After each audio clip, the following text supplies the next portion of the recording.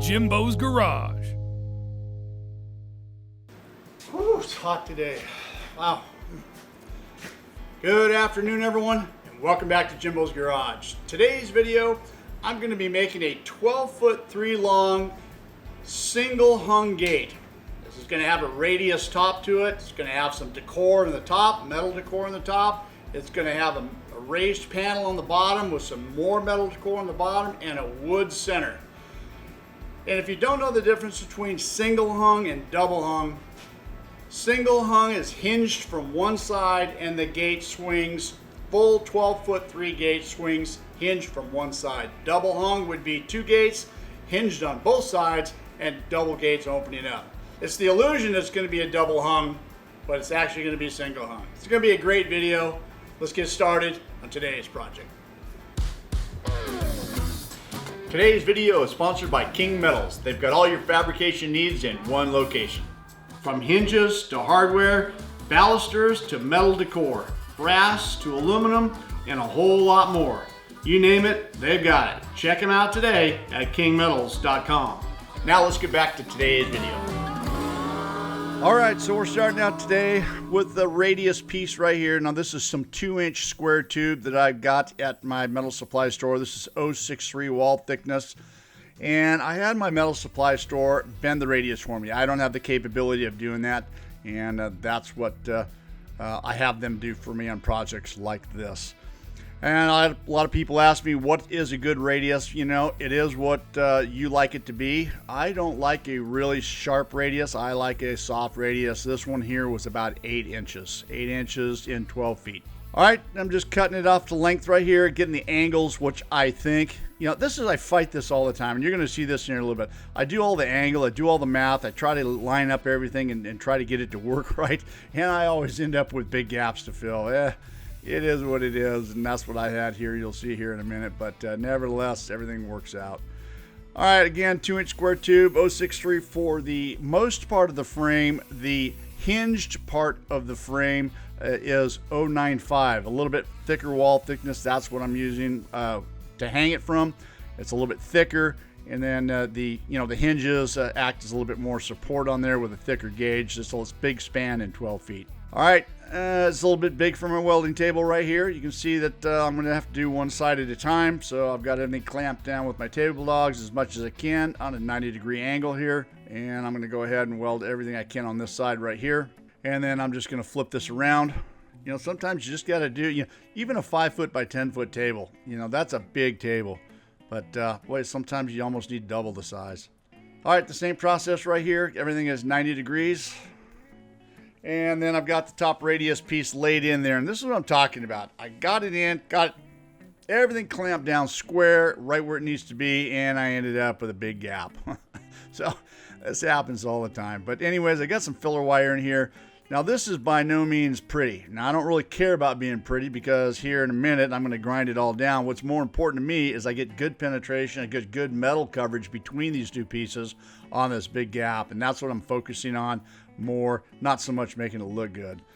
And just like I said, there it is. I got everything and I'm happy with it. I got some good bond right there, and now with the grinder I'm able to clean that up a little bit. And this is a Champion cutoff wheel 60 grit. This is my go-to for everything I use. It seems to work the best. And then this is the other side. I had a little bit of a gap here as well. Not quite as big as the other side, but the same process basically. Some filler wire in there, get some good bond, and grind everything down. This is the top part of the radius. Now this is a 1x2. The reason I'm going 1x2 here is because I'm going to have a flange on a flange to the inside of that, which is going to be the support for the wood, and that's going to add another 3/4 an inch. I'm trying to get the consistency as much as I can. So, and the top frame is 2 inch, and then this 1 inch with 3/4 to give me 1 3/4 inches. That's close enough. I know, the 4-inch angle grinder with a 6-inch cutoff wheel with no guard is not the best thing, but that is the only wheel I have that does not have a guard on it, and I use it specifically for stuff like this right here. All right, measuring and marking. When I come back to that, I'll go ahead and weld it to that mark. I'm just trying to get this consistent so it looks like nice and even. And right there, I'm just gonna tack that for now. Get the other side tacked. And then this is the decor piece that's going in. This came from kingmetals.com. I get all my stuff from kingmetals.com. All the decor I use for all my gates. They have everything you'd ever need there. And this is just a nice piece of decor. And once everything is tacked in and this slides in where it's supposed to slide, I got two pieces. I'm ultimately gonna join those together. All right, so this is the centerpiece again. I told you it's going to give the illusion there's two gates. I'm putting that in there, putting this in there for some support before I go too much farther. And again, this is a 1x2 with 2 3/4 on either side. It's just going to give me that thickness where I'm going to be able to back the wood up against. And then this is the section on the very bottom of the gate. This is going to be a fixed panel, fixed sheet metal panel. This is the look that the customer was looking for. So I'm going to have sheet metal on the bottom for 16 inches there, and then wood on the top. I've got some decor. You'll see that in a little bit going in the very bottom section in the sheet metal. Just lining up everything, and by putting in all this stuff and tacking everything in place, you'll see that that everything is welded in, and now my frame is nice and solid and it's not going anywhere. And so now it's the process that I'm just going to go around and I'm going to clean up all the welds as much as I can. On the outside, it would be visible from the front and the back. A lot of cleanup right there, but you know, a little bit of work with that grinder and that flap disc, and everything kind of blends right in. All right, and this is the 3/4 inch by 1/8 inch flat bar, and this is what's going to go around the whole perimeter of the bottom section here and the top section. Like I said, that is what's going to retain the metal on the bottom and the wood on the top. Now I got these mag squares right here. I know you guys may have heard me talk about this in past videos, but man, these things are super handy.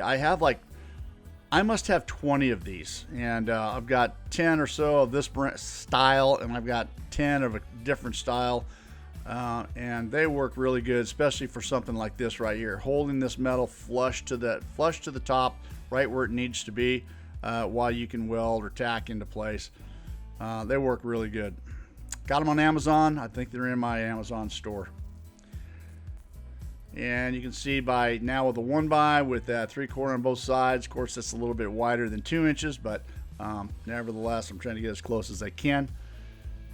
All right, so for the very top, I got a little bit of a radius here. And in order to make that radius, what I do is about every 2 or 3 inches right here, I cut through about 2/3 of the way right here with the portaband, and just a little tiny bend on each one of those. And that's what I get started with, and I end up with just a slight little radius to start with, and then once I get it into place, I can do any kind of adjustment I want, whether I want to open it up or close it up. And once again, mag squares on there, hold everything in place or flush to the top. Right here, I didn't quite have enough cut off that piece for that to slide in there. I didn't want to cut too much off, so a little bit of work, a little bit of a piece of weld that got in the way there, but finally got it on. I gotta say one thing about doing this like this, and you can see my hand in there with a glove hand. I'm pulling that metal tight to the frame, because what happens when you start welding on one side, if you didn't do that, by the time you got to the other side, it'd be pulled away. So that's why you see me in there pulling every weld. I'm pulling that in there nice and tight, and here the hammer is. I'm bringing it in closer. You just want everything to be nice and tight. You don't want any gaps there.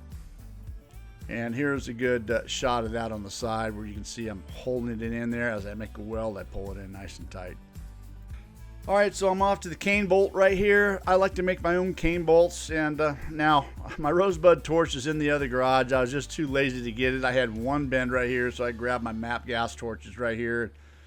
It takes a little bit longer, but not too much longer. But I only had to make this one bend. I just had to get it hot enough to kind of make things go a little bit easy. This is a 9/16 round diameter solid bar. And the reason I use 9/16 is because it slides real nice in this 3/4 inch right here, square tube. Like I said, I like making my own slides. You can make them to any length you want. That's the ideal way of just being custom. You know, they work better than the store-bought ones, in my opinion. You can make them to fit your job.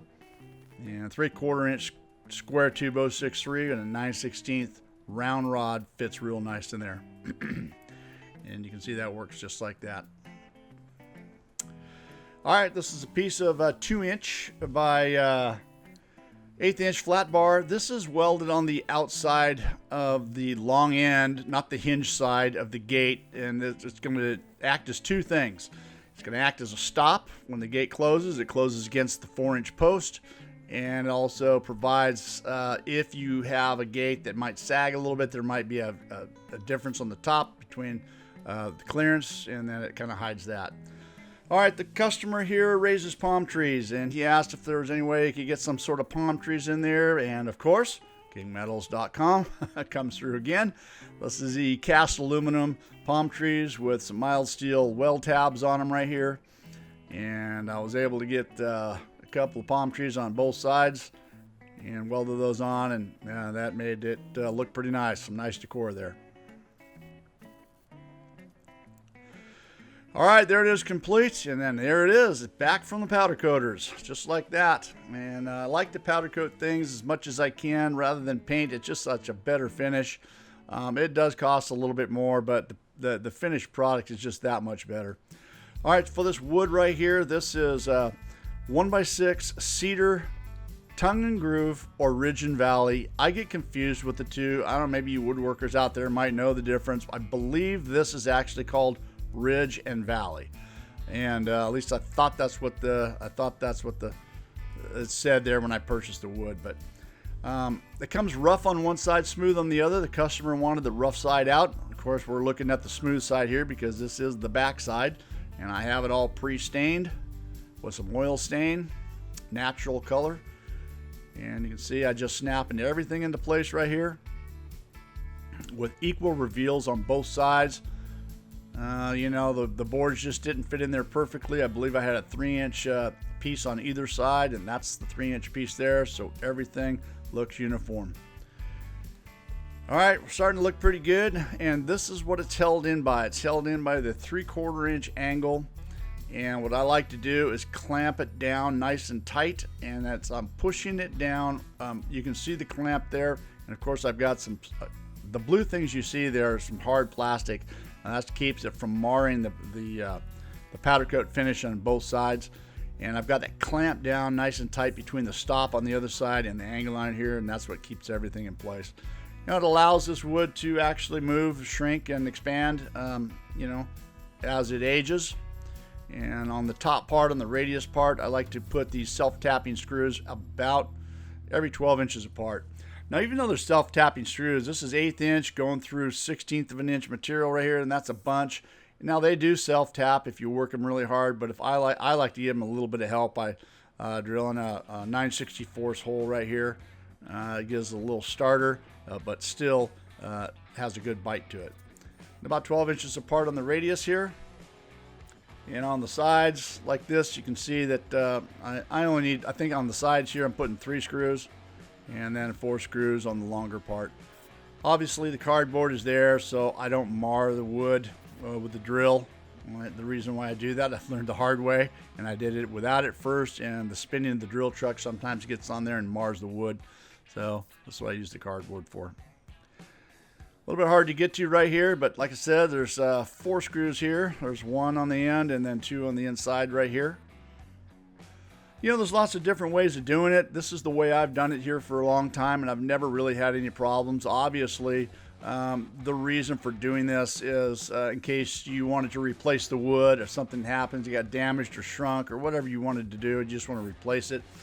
Just by removing some screws, that wood pops right out, and then you can replace it without having to do any other damage to the gate. All right, there it is, complete, and there it is installed. And I got to say, this is probably one of the best gates that I've ever done. It turned out really nice. The customer was really happy. I hope you guys enjoyed watching this video. Don't forget to check out my website at JIMBO'Sgarage.com for table logs and accessories, torch lead holders, and the such. Thanks for watching. We'll see you guys on the next video. See you next time on Jimbo's Garage.